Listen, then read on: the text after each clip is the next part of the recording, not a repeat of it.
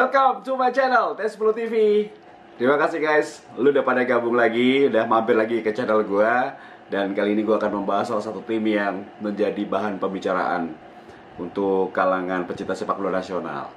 Tim promosi, belum pernah kebobolan, belum kalah juga hingga pekan ketiga Shopee Liga 1 2020. Siapakah dia?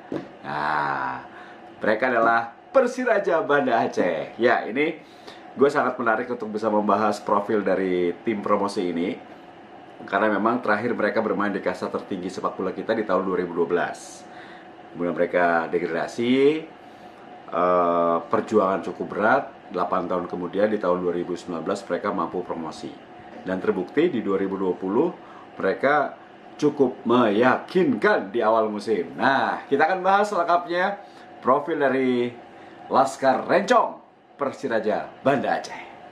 Oke, kita akan bahas dulu pelatih Henry Susilo, apa yang dilakukannya sehingga membuat tim ini berhasil lolos promosi. Nah, di promosi ini mereka banyak sekali menambah amunisi baru, lokal maupun asing. Lokalnya mereka mengambil salah satu pemain berpengalaman di lini belakang, Ganjar Mukti dari Arema. Kemudian ada M. Kasim Selamat dari Tira.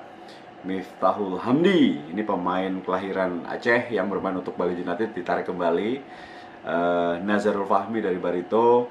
Kemudian penjaga gawang Aji Bayu Putra dari PSIM Yogyakarta, Renisa Putra dari PSCS Cilacap, dan Reza Baskoro, ini striker dari Bandung United. Musim lalu dirinya menciptakan 10 gol di Liga 2. Nah, untuk pemain asing, kalau di Indonesia tentunya pemain asing menjadi salah satu sosok sentral, pemain penting yang bisa mengangkat performa dari sebuah tim. Meskipun kadang ketergantungan dengan pemain asing itu sangat besar, tapi kenyataannya seperti itu. Dan Persiraja tidak main-main, meskipun 4 pemain asing yang dibawa oleh pelatih Henry Susilo, 3 diantaranya belum pernah main di Indonesia, tapi ternyata membawa dampak yang cukup signifikan.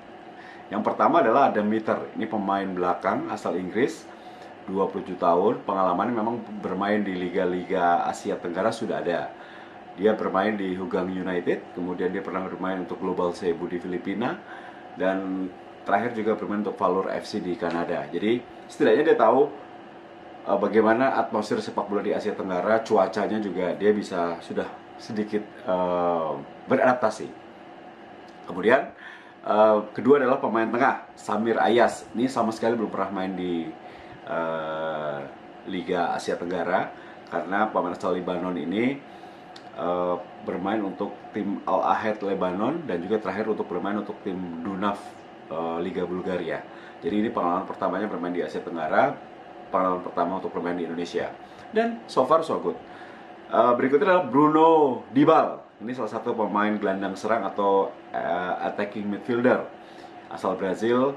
Ini juga pernah bermain di Liga Asia Tenggara, khususnya tepatnya di Liga Thailand bersama dengan Samut Sakon. Jadi adaptasi cuaca, makanan mungkin sudah bisa dirasakan oleh Bruno Dibal karena pernah bermain di Thailand.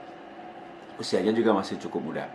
Dan terakhir adalah salah satunya pemain yang pernah berlaga di Liga Indonesia bersama dengan Semen Padang. Musim lalu dirinya menciptakan 8 gol, yaitu Vanderlei. Ini striker asal Brasil, berusia 32 tahun yang musim lalu bermain untuk Semen Padang. Nah, hanya Vanderlei yang pernah merumput bersama dengan ketatnya liga kita, Liga Indonesia. Oke, nah apa yang menarik? Banyak yang mengatakan bahwa Persiraja akan menjadi salah satu tim yang menjadi bulan-bulanan ya, atau akan mudah dikalahkan. Ternyata mereka menjawabnya dengan sangat bagus sekali. 3 pertandingan awal mereka tidak pernah kalah, tidak pernah kebobolan. Bermain di partai pembuka menghadapi Bayangkara FC, juara Liga 1 tahun 2017, mereka sangat percaya diri, 0-0 bermain di Stadion Harapan Bangsa. Kemudian di pertandingan kedua mereka mampu menahan Madura United. Ini di Pamekasan, ini luar biasa. Madura United kita tahu bahwa tim bertabur bintang, banyak sekali pemain bintang. Jika bermain di Pamekasan sulit sekali untuk dibendung, tapi akhirnya Persiraja mampu menahan imbang dengan skor 0-0. Kala itu penjaga gawang Fahru Razi Kuba menjadi pemain yang penyelamat lah ya. Banyak sekali penyelamatan dilakukan oleh Kuba. Di pertandingan ketiga, ini yang paling menarik. Ketika mereka menuju ke Stadion Brawijaya di Kediri, mereka mampu mengalahkan tuan rumah dengan 1-0 dan kembali mereka tidak kebobolan. Jadi sepak terjang dari Laskar Encong ini cukup bagus sehingga membuat penggemar setia atau fans setia dari Persiraja, supporter Kutaraja untuk lantak laju ini bisa tersenyum dan percaya diri. Bahkan banyak yang mengatakan, pengamat sepak bola, komentator sepak bola mengatakan bahwa dejavu seperti yang dilakukan oleh Persebaya di tahun 2018 dan juga PSS Sleman di tahun 2019 sebagai tim promosi yang paling siap, yang posisinya paling bagus. Kita akan melihat apakah Persiraja Banda Aceh Laskar Encong akan bisa meneruskan tradisi dari Persebaya Surabaya dan juga PSS Sleman sebagai tim promosi yang tidak main-main, yang serius dan mereka bertahan di Liga 1. Oke. Kita akan membahas, guys, apa kekuatan dari Persiraja Banda Aceh. Ya, kalau gue cermati, Coach Hendry Susilo ini memiliki compact defense yang cukup bagus. Dia memakai formasi 4-3-3 atau kadang 4-5-1, tapi pemain-pemain asing ini memang menjadi jenderal di posisinya masing-masing. Dan memadukan pemain lokal dengan pemain asing ini cukup sukses menurut gue. Karena terbukti mereka tidak kebobolan dalam 3 pertandingan terakhir. Itu fakta statistik yang menyatakan bahwa memang mereka siap untuk menjalani partai home and away ya. Oke, formasi 4-3-3 gue bahas dulu di posisi penjaga gawang ya. Ada siapa saja di posisi penjaga gawang? Pasti ada Fahru Razi Kuba. Ini penjaga gawang yang sempat 2 tahun, guys. 2 tahun, 2 musim dirinya tidak bermain bola akibat cedera parah. Tapi kebangkitannya luar biasa. Ini dalam 2 pertandingan terakhir, khususnya menghadapi Madura dan menghadapi Persik Kediri, gue nobatkan dia menjadi man of the match. Karena memang tampil cukup bagus, banyak sekali penyelamatan. Meskipun kadang ada kesalahan di lini belakang, tapi mampu ditutupi dengan baik oleh Fahru Razi Kuba. Ya, siapa tahu dia masuk timnas ya. Kemudian cadangannya adalah 2 penjaga gawang muda, Aji Bayu Putra dan juga Teddy Heri Setiawan. Tapi gue rasa kalau Fahru Razi Kuba tidak terkena akumulasi atau cedera, posisinya sulit untuk bisa digeser dari penjaga gawang Laskar Encong. Berikutnya di posisi 4 pemain belakang, center back pasti diisi oleh Luis Irsandi dan juga Adam Miter. Ini pasangan yang mungkin tidak akan tergantikan. Cadangannya adalah Ganjar Mukti, Tri Rahmat Priyadi dan juga Asep Budi Santoso. Jadi pelatih Hendry Susilo memiliki 5 pemain pilihan untuk mengisi posisi center back. Tapi posisi utama adalah Luis Irsani dan juga Adam Miter. Ini akan menjadi posisi yang mungkin akan sulit digantikan. Untuk back kiri, Erianto, cadangannya Kasim Selamat. Sedangkan untuk back kanan, Agus Suhendra, cadangannya Randy Saputra. Jadi di posisi full back kiri dan kanan sudah ada 2 pemain yang sama baiknya untuk menjalani musim yang sangat panjang ini. Oke, di lini tengah 3 pemain kalau gue cermati yang suka dipakai oleh Hendry Susilo adalah Ferry Komul. Ini pemain yang cukup lama bermain untuk Persiraja, didampingi oleh Bruno Dibal dan juga Samir Ayas untuk pilihan utama. Jadi cadangannya mungkin Nazarul Fahmi, Zamroni, kemudian Devri Rizky. Itu akan menjadi cadangan di lini tengah, termasuk Muklis Nakata, sang kapten kesebelasan yang memang kali ini harus lebih sering duduk di bangku cadangan untuk masuk menjadi pemain utama. Sedangkan untuk 3 pemain depan, Vanderlei akan didampingi oleh Miftahul Hamdi, kemudian Samir Ayas, Rezam Baskoro, Asanul Rizal dan juga Mudazir. Mudazir ini pemain termuda berusia 21 tahun yang dimiliki oleh Persiraja Banda Aceh. Jadi itulah formasi 4-3-3 yang kadang-kadang bertransformasi menjadi 4-5-1 karena Miftahul Hamdi dan juga Devri Rizky akan menjadi pemain gelandang. Jadi kekuatannya adalah di 5 pemain di tengah dan meninggalkan Vanderlei sebagai lone striker.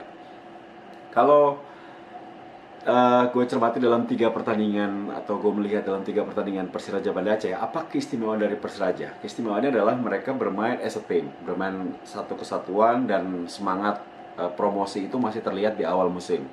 Ini belum diganggu oleh cedera pemain, jadi kebersamaan, keinginan untuk bisa bertahan di Liga 1 ini sangat terlihat di awal musim, karena mereka memang menjadi tim yang tidak diperhitungkan tapi justru tampil cukup bagus. Kita akan melihat konsistensi, ini yang dibutuhkan oleh Persiraja Banda Aceh.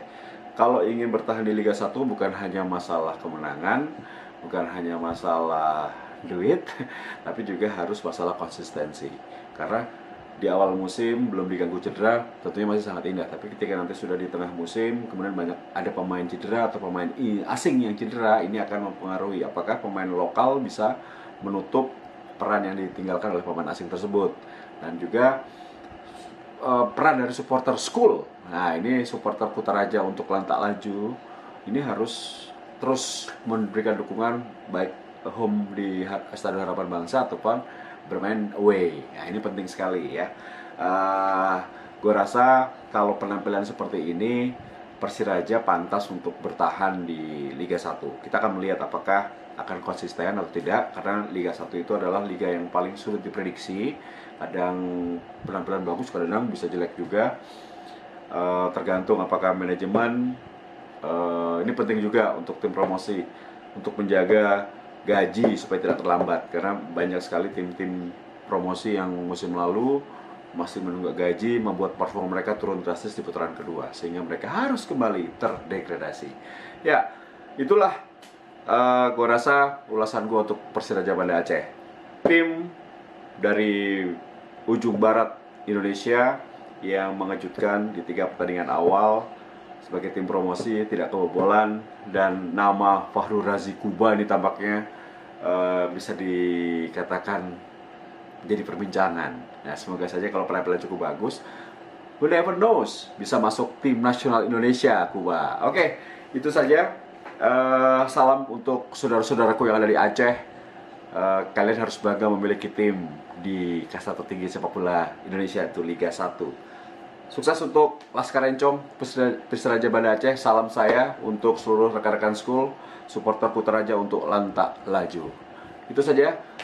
Terima kasih sudah menyaksikan T10 TV.